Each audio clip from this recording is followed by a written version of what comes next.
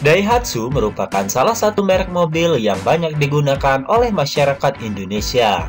Dikenal dengan mobil yang cukup berkualitas, mudah dalam perawatan, hingga memiliki harga yang lebih murah dari Toyota. Siapa sangka, produsen mobil asal Jepang ini mengakui bahwa pihaknya telah melakukan manipulasi uji keselamatan selama lebih dari 30 tahun. CEO Daihatsu, Soichiro Okudaira, mengumumkan bahwa tim investigasi independen menemukan bukti-bukti kecurangan dalam uji keselamatan pada 64 model kendaraan, termasuk yang dijual dengan merek Toyota yang dilakukan Daihatsu sudah terjadi sejak 1989. Masalah ini berdampak pada model Yaris Active dan Agya bermerek Toyota, serta mobil Poro II yang diproduksi oleh perusahaan patungan Malaysia dan kendaraan lain yang sedang dikembangkan oleh Daihatsu. Mobil-mobil tersebut dijual di Thailand, Malaysia, Arab Saudi, Uni Emirat Arab, Kuwait, Indonesia, dan Meksiko. Masalah manipulasi uji keselamatan mobil milik Daihatsu pertama kali terungkap pada April 2023. Saat itu, perusahaan mengakui bahwa mereka telah memanipulasi data pada 4 model yang diproduksi di Thailand dan Malaysia dari tahun 2022 hingga tahun ini.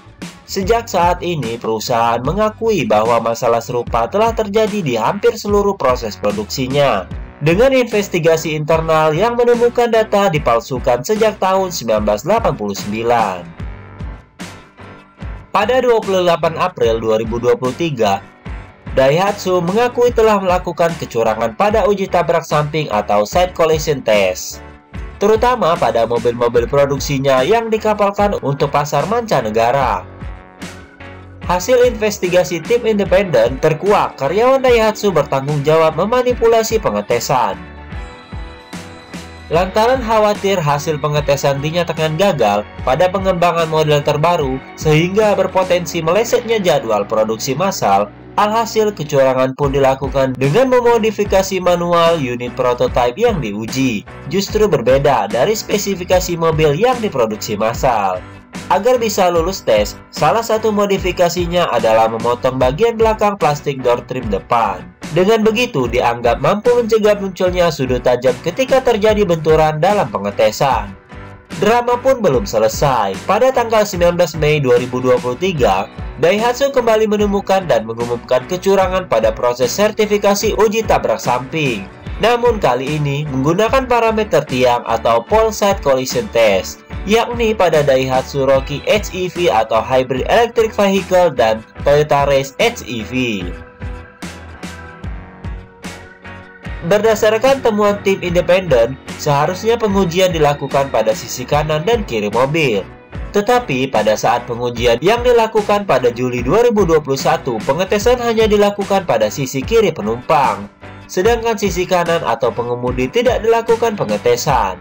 Ketika itu, pekerja Daihatsu berkelit tidak ada waktu lagi untuk melakukan pengujian. Akhirnya dibuatkan data pengujian sisi kiri, yang dimasukkan seolah-olah sama persis di bagian sisi kanan. Tentu saja, hal ini membuat model yang diuji lolos uji tabrak samping. Penyidikan masih terus berlangsung. Kasus skandal manipulasi tersebut, Daihatsu turut menyeret Toyota atau Toyota Motor Corporation, yang produk-produknya banyak dirakit oleh Daihatsu. Akibatnya, saham Toyota turun 4% di Tokyo pada hari Kamis 21 Desember 2023. Menanggapi hal itu, perusahaan raksasa Jepang itu berjanji akan merombak anak perusahaannya, Daihatsu. Reformasi fundamental diperlukan untuk merevitalisasi Daihatsu, kata pihak Toyota. Kami menyadari betapa beratnya fakta bahwa pengabaian Daihatsu terhadap proses sertifikasi telah mengguncang fondasi perusahaan sebagai produksi mobil, tambahnya. Imbas skandal ini, Daihatsu menghentikan produksi sementara waktu di keempat pabriknya di Jepang pada hari Selasa 26 Desember 2023, termasuk satu pabrik di kantor pusatnya di Osaka, Jepang. Penghentian produksi tersebut akan berlangsung hingga akhir Januari 2024. Hal ini mempengaruhi sekitar 9.000 karyawan yang bekerja di bagian produksi dalam negeri. tak hanya menghentikan produksi untuk sementara waktu, Daihatsu juga menyetop pengiriman kendaraan domestik dan internasional. Mereka berjanji akan berkonsultasi dengan pihak berwenang mengenai langkah selanjutnya.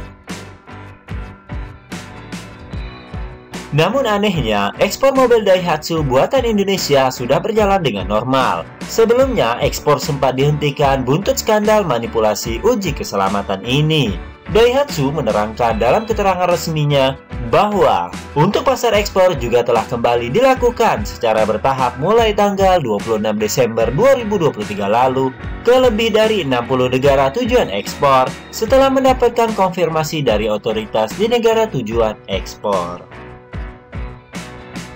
Daihatsu juga kembali menegaskan bahwa penyimpangan prosedur yang ditemukan di Jepang tidak berdampak pada mobilnya di Indonesia. Untuk itu, pemilik mobil Daihatsu tak perlu khawatir soal keamanan kendaraannya.